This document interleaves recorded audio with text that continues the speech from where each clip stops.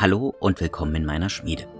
Da mir in letzter Zeit keine eigenen Geschichten eingefallen sind, habe ich mir überlegt, mal die Geschichte zu einer Geschichte in den Mittelpunkt eines Videos zu stellen. Deswegen geht es heute um den Ritter Teuerdank. Teuerdank ist der Titel eines von Kaiser Maximilian in Auftrag gegebenen Versromans. In 118 Kapiteln, denen jeweils ein Holzschnitt zur Illustration vorangestellt ist, wird die fiktive Brautfahrt des Ritters Teuerdank zu Fräulein Ehrenreich in Reimen erzählt. Ritter Teuerdank ist dabei der Kaiser selbst und Fräulein Ehrenreich seine Braut Maria von Burgund, die einzige Tochter Herzog Karls des Kühnen. Auf die Idee mit Ritter Teuerdank bin ich gekommen, weil noch ein Ritter in der Imperiumsarmee übrig war und der sah Ritter Teuerdank aus dem Roman sehr ähnlich. Deswegen geht's heute um den Ritter Teuerdank.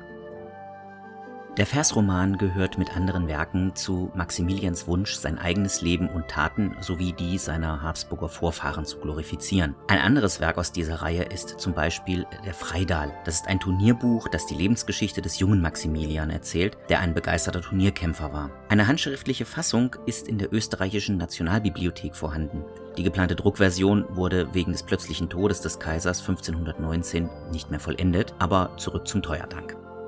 Ritter Teuerdank, dessen Name Teuerdank auf edle Gedanken hinweisen soll, reist zu seiner Braut Fräulein Ehrenreich, das heißt Ehrenreich, die Tochter des Königs Romreich, also ruhmreich ist. Der 18-jährige Ritter wird bei seiner Gefahrt von seinem Gefährten Ehrenhold begleitet und wird immer wieder in gefährliche Situationen entwickelt, die er aber alle siegreich übersteht.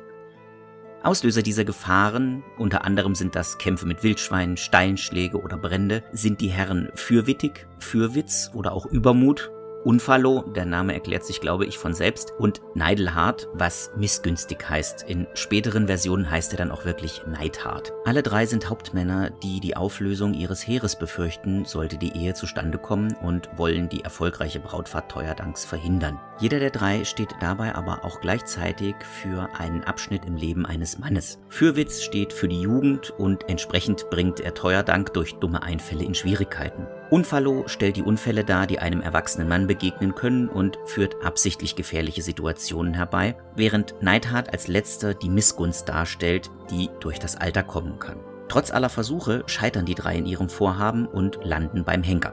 Fürwitz wird enthauptet, Unfall am Galgen gehängt und Neidhart von einem Balkon gestürzt. Ritter Teuerdank wird mit Fräulein Ehrenreich zwar verlobt, muss aber noch ins Heilige Land aufbrechen, um dort neue Abenteuer zu bestehen. An dieser Stelle endet die Ausgabe von 1517. Vor dem Schlusskapitel sind 3 leere Seiten, die später mit dem nie durchgeführten Kreuzzug Maximilians ergänzt wurden. Sie sind also praktisch eine Fiktion in einer Fiktion.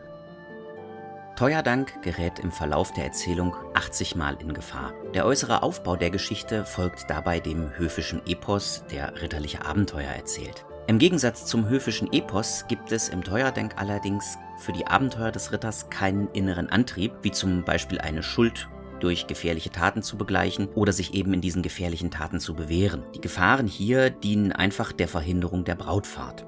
1517 erschienen 40 Exemplare, die auf Pergament gedruckt wurden, und 300 weitere auf Papier. Die Ausgaben auf Pergament waren als Geschenke für Personen im Umfeld Maximilians gedacht. Die zweite Auflage nach Maximilians Tod wurde 1519 ausgeliefert. Maximilian I. hatte sehr schnell die Möglichkeiten des Buchdrucks erkannt und förderte Holzschnitt als auch Typografie, also den Druck mit beweglichen Buchstaben. Wie bereits erwähnt, nutzte er den Teuerdank zu propagandistischen Zwecken. Als er 1486 zum römisch-deutschen König gewählt wurde, war die Lage des Reiches sehr angespannt. 1495 brachte er auf dem Reichstag zu Worms die Reichsreform gegen den Widerstand der Reichsstände auf den Weg. Das führte dazu, dass er sich immer mehr gezwungen sah, seine Macht und Rolle im Reich zu unterstreichen. Vor allem nach der Erlangung der Kaiserwürde 1508. Dazu hatte Maximilian mehrere Projekte, die ihn verewigen sollten, von denen aber viele unvollendet blieben. Neben dem Teuerdank gehörten dazu der erwähnte Freidal, außerdem ein Gebetbuch und der Weißkunig. Der erzählt von der Brautwerbung seines Vaters Friedrichs III. Und von Geburt und Jugend des jungen Kaisers. Ziel Maximilians war es dabei, sich als Herrscher zu zeigen und eine Vorstellung seiner Person im Reich zu verbreiten und später natürlich auch zu erhalten.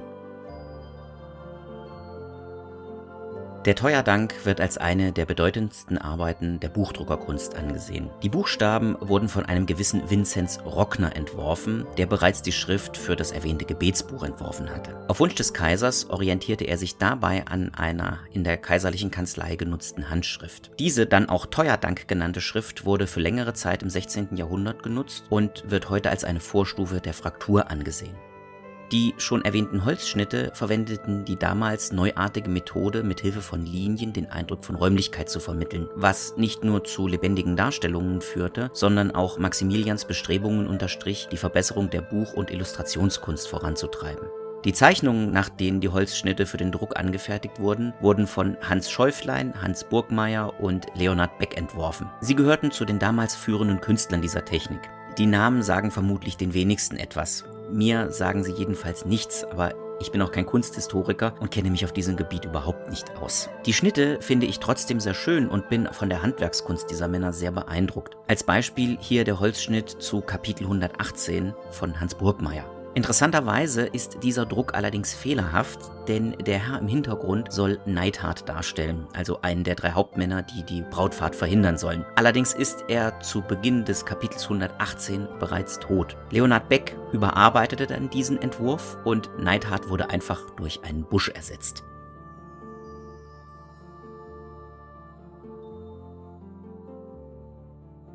Bevor wir jetzt aber zum Ende kommen, habe ich natürlich auch wieder eine kleine Anekdote bzw. ein kleines Kuriosum gefunden. Um die Entstehung des Teuerdank ranken sich ein paar Legenden. Eine davon erzählt, dass Maximilian I.